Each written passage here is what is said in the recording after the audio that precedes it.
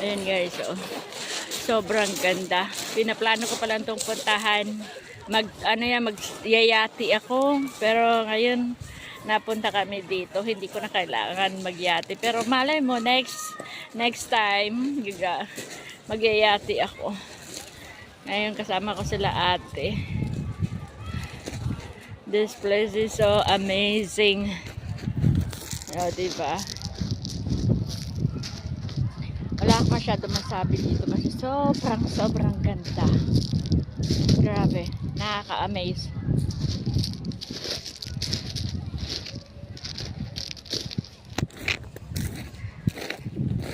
Ooh.